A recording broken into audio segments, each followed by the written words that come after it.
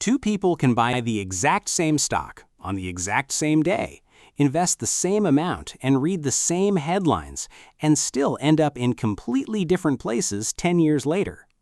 One quietly built life-changing wealth.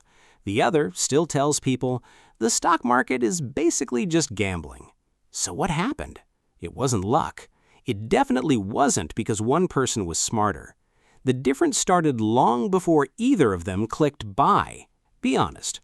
Have you ever opened your investing app, watched a stock fall 15%, and immediately thought, maybe this is my chance? Or watched a stock hit a new high and felt that uncomfortable feeling that you were already too late?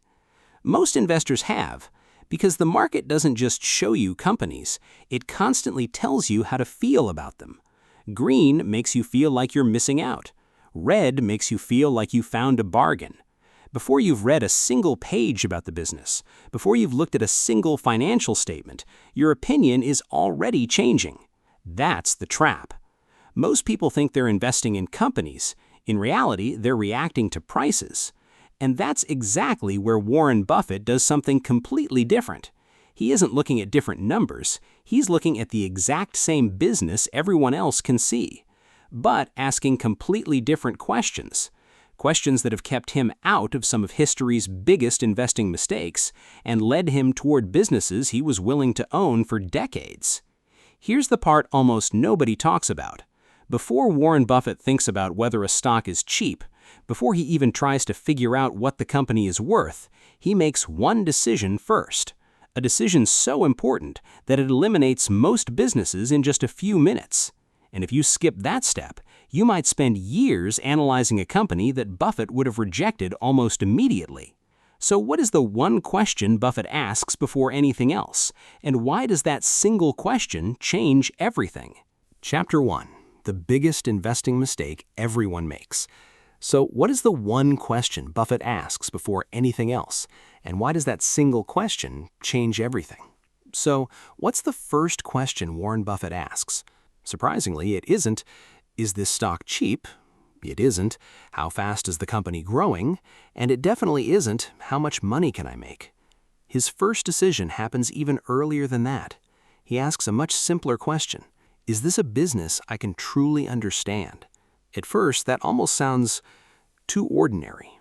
How could a question that simple help create one of the greatest investing records in history? Because most investors begin exactly where Buffett refuses to.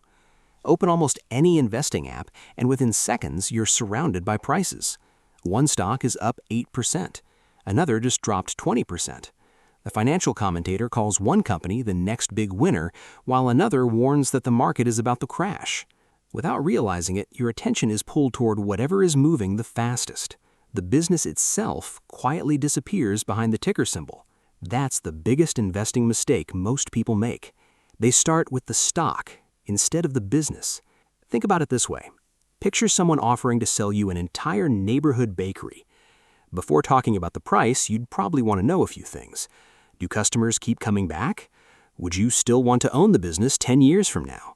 Those questions feel obvious. But the moment that same business becomes a publicly traded stock, something changes. People stop asking whether it's a great business. Instead, they ask whether the stock looks cheap. That's a completely different question. And Buffett has spent decades warning investors not to confuse the two. A great business can be a terrible investment if you pay too much for it. A struggling business doesn't become a great investment simply because its stock price falls. Price tells you what the market is asking. It doesn't tell you what you're getting. That's why Buffett mentally removes the stock market from the equation. Instead of imagining he's buying a few shares, he imagines buying the entire company. If he wouldn't be happy owning the whole business for years, he has little interest in owning even a tiny piece of it. That shift changes everything. Suddenly, daily price swings become far less important. Headlines become less distracting. The question is no longer, what will this stock do next week? It's, will this business still be strong years from now? That sounds simple. In practice, it's surprisingly difficult, because Wall Street rewards activity. Social media rewards excitement. Patience rarely gets the same attention. Buffett built his investing process to resist that pressure. Before looking at charts, before calculating what a company might be worth, he asks whether the business is understandable enough to predict with reasonable confidence. And that one filter quietly removes most companies from consideration. Not because they're bad businesses, but because he refuses to invest in something he genuinely understands. It sounds almost limiting. In reality, it became one of his greatest advantages. Because once a business passes that first filter, Buffett asks a second question, and this one has nothing to do with today's profits. It's about whether that business can keep winning long after today's headlines are forgotten. Chapter 2: The Filter That Eliminates Almost Everything. Understanding a business is only the beginning. Just because you understand how a company makes money doesn't mean it's worth owning. You probably already understand how your favorite neighborhood restaurant works. People walk in, they order food, the restaurant makes money. Simple. But understanding a business isn't the same as wanting to own it for the next 20 years. What happens if a bigger chain opens across the street? What if customers decide the next trendy place is better? A business can be easy to understand and still be a terrible investment. That's why Buffett doesn't stop after asking, "Do I understand this business?" His next question is much harder. What keeps this business winning? In other words, why can't someone else simply copy it? That question has shaped some of the biggest investment decisions of Buffett's career. Take Coca-Cola. Selling soft drinks isn't complicated. There's no secret technology hiding inside a can of Coke. In theory, anyone can mix water, sugar, and flavoring. So why hasn't another company simply replaced Coca-Cola after more than a century? Because people aren't just buying a drink. They're buying familiarity. They're buying a brand they've trusted for decades. That's something competitors can't recreate overnight. And that's exactly what Buffett looks for. Not businesses that are impossible to compete with, but businesses that are incredibly difficult to replace. Think about your own life. Without thinking too much, you probably have brands you automatically reach for. Maybe it's the phone in your pocket, the streaming service you open after work, or the credit card sitting in your wallet. Most of those choices don't happen because you carefully compare every alternative. They happen because habits are powerful, and businesses built on strong habits often have something investors underestimate: pricing power. Say your favorite streaming service raises its price by $2 a month. Would you cancel? Maybe, maybe not. Now say the price doubles overnight. That's different. Every business has a limit. The question Buffett asks is, how much room does this company have before customers start walking away? The answer says far more about the strength of the business than this quarter's earnings. It's why Buffett has often preferred businesses with durable brands, loyal customers, and products people keep buying regardless of what's happening in the market. Because the strongest businesses don't have to fight for every sale. Customers come back on their own. But here's where things get interesting. A great brand isn't enough. History is full of dominant companies that slowly lost their edge. Some stopped innovating. Others were simply led by the wrong people. Which raises another question. Even if a business has everything Buffett wants, how can he tell whether the people running it will protect that advantage or slowly destroy it? Chapter 3: The People Behind the Business. A great business can survive a bad quarter. What it struggles to survive is bad leadership. A well-located, fully occupied apartment building in a growing neighborhood is exactly the kind of asset anyone would want to own. But it can turn into a mediocre investment within a few years if the person managing it starts cutting corners, skipping maintenance, or pushing rents so aggressively that long-term tenants leave. The building didn't change, the management did. That's why Buffett doesn't just evaluate businesses, he evaluates the people making the decisions. Because every dollar a company earns eventually ends up in someone else's hands. Management decides whether that money is reinvested, wasted, or returned to shareholders. And those decisions quietly shape a company's future for years. One thing Buffett has consistently looked for is honesty. Not perfection, honesty. Every business runs into problems. Sales slow down, new competitors appear. Buffett has often said he can tolerate bad news. What he doesn't tolerate is delayed bad news. A management team that openly explains what's going wrong and how it plans to fix it is far more valuable than one that only celebrates success. That's one reason Berkshire Hathaway's own shareholder letters have become so widely respected. They don't just highlight wins. Buffett has repeatedly discussed costly mistakes, missed opportunities, and decisions he wishes he could take back. That level of transparency is rare. But honesty alone isn't enough. Management also has to know what to do with the money the business generates. Say a company earns an extra $1 billion in a single year. One path is spending it buying businesses at inflated prices just to look bigger. Another is investing only when the opportunity truly creates long-term value and returning excess cash when it doesn't. Years later, those two paths can produce dramatically different outcomes for shareholders who started in the exact same place. Buffett calls this capital allocation. Most investors barely notice it. He considers it one of management's most important responsibilities. Because great leaders understand something simple. Growing bigger isn't the same as creating more value. That's a distinction markets often forget during periods of excitement. There's another quality Buffett quietly pays attention to: discipline. Some executives feel pressure to chase every new trend or fashionable business idea. Others know exactly what their company does well and refuse to drift away from it. That kind of discipline rarely makes headlines, but over decades it can become an enormous competitive advantage. When Buffett finds managers who are honest, disciplined, and thoughtful about capital allocation, he's much more interested. But even exceptional leaders can't change basic economics. A wonderful CEO can't magically turn a weak business into a great one forever. Eventually, the numbers reveal the truth. And that's exactly where Buffett goes next. Because before he invests a single dollar, there are a handful of financial numbers he believes tell an incredible story, if you know how to read them. Chapter 4. The numbers that tell the real story. Financial statements can look intimidating. Pages of numbers, footnotes nobody reads. It's enough to make most people close the document before they ever find what matters. But Buffett doesn't see a spreadsheet. He sees a story. Every number answers a question. Is this business consistently making money, or is today's success just temporary? That's why Buffett isn't impressed by a company that has one incredible year. He's looking for something much harder to build: consistency. A business that doubles its profits one year and craters the next might feel exciting.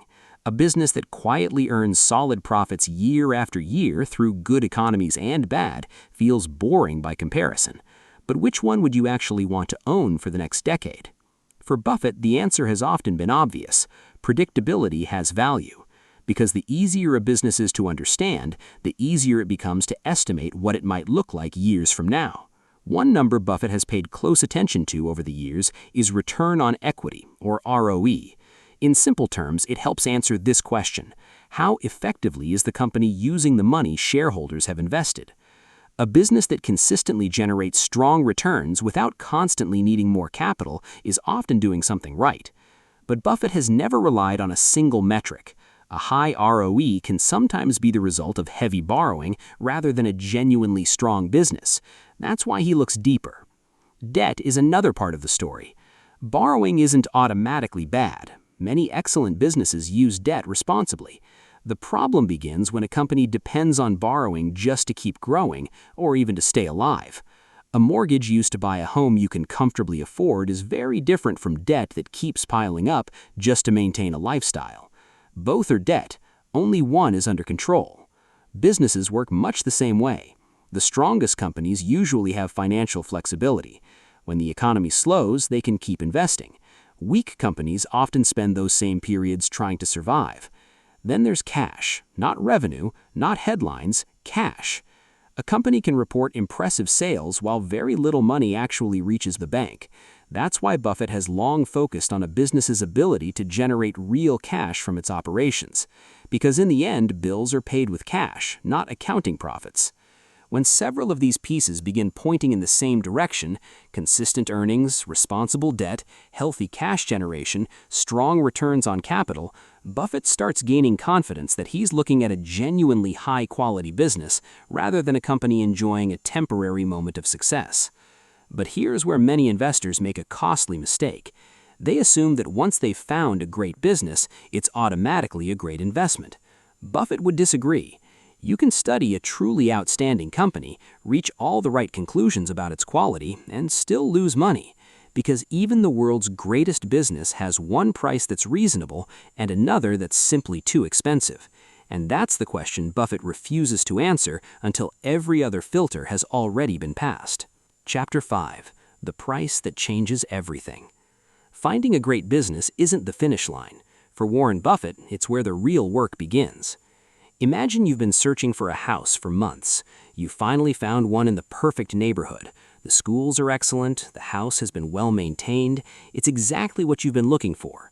Then the seller asks twice what every comparable home is worth. Has the house become a bad house? Of course not. It's still the same property. The only thing that changed is the price. Businesses work the same way.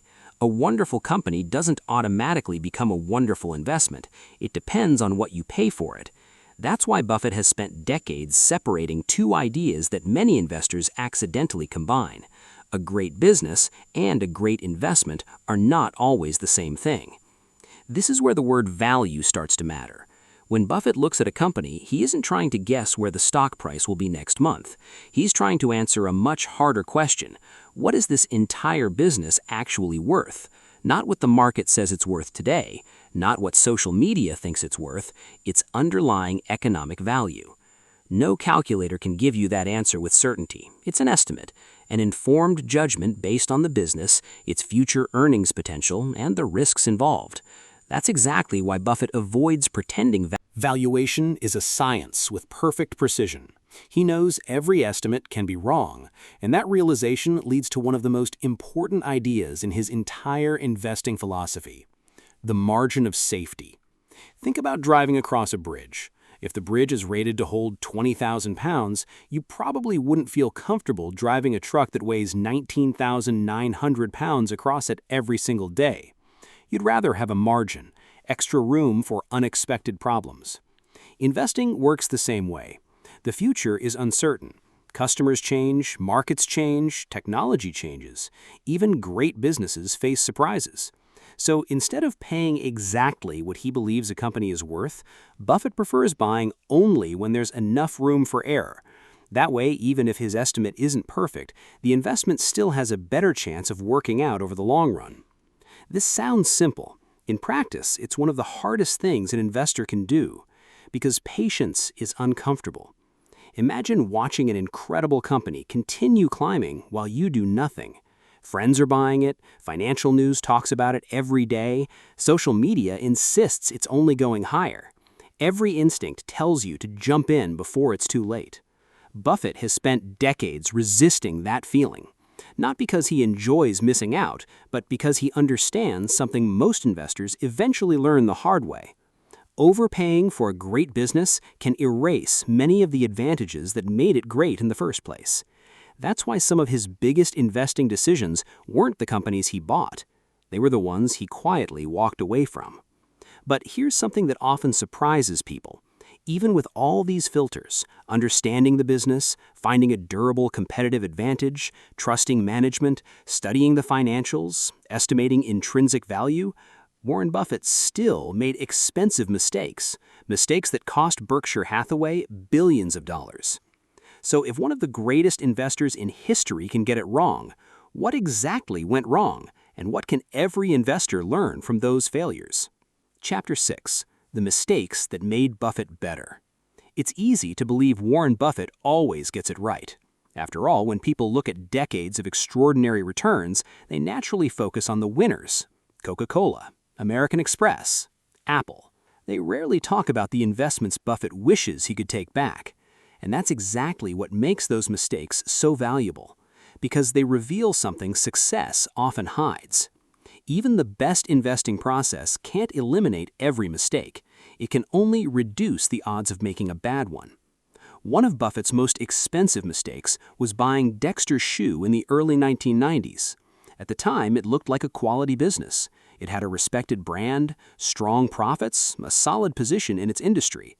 But Buffett underestimated one critical risk: competition. As lower-cost foreign manufacturers entered the market, Dexter's competitive advantage disappeared much faster than expected. The business steadily declined. Looking back, Buffett called it one of the worst deals of his career, not only because the acquisition failed, but because Berkshire paid with its own stock, which later became enormously valuable. That single decision ended up costing Berkshire far more than the original purchase price. Then there was IBM. Buffett invested billions because he believed the company had a durable relationship with large corporate customers. But over time, the business changed, the competitive landscape changed, and Buffett eventually admitted his original assumptions were no longer as strong as he believed. He sold the position. That matters because many investors think changing your mind is a sign of failure. Buffett has shown the opposite. Sticking to a bad investment simply because you already own it can be far more expensive than admitting you were wrong. There's another mistake Buffett has openly discussed for years: the investments he never made. He has often said his biggest errors were sometimes the opportunities he recognized but didn't act on. Those mistakes don't appear on financial statements, but they remind us that investing isn't just about avoiding losses, it's also about recognizing exceptional opportunities when they appear. So what separates Buffett from the average investor? It isn't that Buffett never makes mistakes, it's how he responds to them. He studies them, he writes about them, he shares them. Then he adjusts his thinking instead of protecting his ego. That's much harder than it sounds, because our brains naturally resist admitting mistakes. Psychologists call this commitment bias. Once we've invested time, money, or emotion into a decision, we feel pressure to defend it, even when the evidence changes. Great investors learn to do the opposite. They don't ask, "How can I prove I was right?" They ask, "What would change my mind?" That question has quietly protected Buffett throughout his career. Not because it prevents every mistake, but because it prevents one mistake from turning into a disaster. And after decades of investing, Buffett eventually realized something surprising. The biggest fortunes aren't usually built by making more decisions. They're built by making fewer and making them count. Which raises a final question. If patience has been one of Buffett's greatest advantages, how do you know when it's finally time to act instead of waiting forever? Chapter 7. Knowing when to finally buy. Patience sounds simple, until there's money on the line. Imagine you've spent months looking for your first home. You've walked through dozens of houses. Some looked beautiful but were overpriced. Others were affordable but needed more repairs than they were worth. Friends keep asking, "Have you bought one yet?" Every week that passes, you start wondering if you're being too picky. That's exactly how investing feels. The market rewards movement. News rewards urgency. Social media rewards action. Waiting rarely feels productive. But Buffett has never believed that activity and progress are the same thing. He has often compared investing to baseball, with one important difference. A baseball player has to swing before the third strike. An investor doesn't. Opportunity after opportunity can pass by, and nothing forces you to act. You can simply wait. That idea sounds almost too simple, yet it's one of the biggest psychological advantages an individual investor has. You don't have to own every popular company. You don't have to react to every headline. And you don't have to turn every paycheck into an investment the moment it arrives. You only have to act when the odds are clearly in your favor. That's exactly what Buffett has spent decades doing. First, he asks whether he understands the business. Then he looks for a durable competitive advantage. He evaluates the people running the company. He studies whether the financials tell a consistent story. He estimates what the business is actually worth, and finally, he compares that value with the price the market is offering today. Only when those pieces align does he become interested. Notice what isn't part of the process: predicting next month's stock price, guessing what the Federal Reserve might do, trying to time the perfect bottom, or chasing whatever everyone else is excited about. Those things dominate financial headlines. They've never been the foundation of Buffett's approach. The real lesson isn't that Warren Buffett can predict the future, it's that he doesn't need to. He focuses on what can be understood, accepts that uncertainty will always exist, and refuses to pay a price that leaves no room for being wrong. That mindset doesn't guarantee every investment will succeed. Nothing can. Even Buffett has made expensive mistakes. but over decades, consistently making thoughtful decisions and avoiding unnecessary ones has mattered far more than finding the next exciting stock. Maybe that's why Buffett's approach still feels unusual today. It isn't built on speed. It isn't built on prediction. It's built on discipline. And perhaps that's the biggest takeaway of all. The next time you're about to buy a stock, don't start by asking, how high could this go? Start with the question Buffett has spent a lifetime answering. Would I still want to own this business if the stock market closed tomorrow? Because once you learn to think like an owner instead of a trader, you're no longer chasing the market. You're evaluating businesses. And that's the shift that has guided one of the greatest investing careers in history. Final closing. The remarkable thing about Warren Buffett's approach isn't that it's hidden. It's that it's available to anyone willing to slow down. The information is public. Annual reports are public. Financial statements are public. The businesses are public. The difference has never been access. It's been discipline. While millions of investors spend their time asking, what's the next hot stock? Buffett has spent decades asking a completely different question. Would this be a business I'd be happy to own for a very long time? That one shift changes everything. It changes what you pay attention to. It changes what you ignore. And most importantly, it changes the kind of investor you become. Because successful investing isn't about finding a shortcut. It isn't about making the most predictions. And it isn't about being right every time. It's about making a handful of well-reasoned decisions, then giving those decisions time to work. The market will always be noisy. There will always be another headline, another prediction, another stock everyone says you have to buy. Those distractions never disappear. The real question is whether you'll keep reacting to them or start looking at businesses the way Warren Buffett has for more than half a century. Because once you stop asking, what will this stock do tomorrow, and start asking, what kind of business am I actually buying? You've already begun thinking differently than most investors. And sometimes, thinking differently is where long-term wealth begins.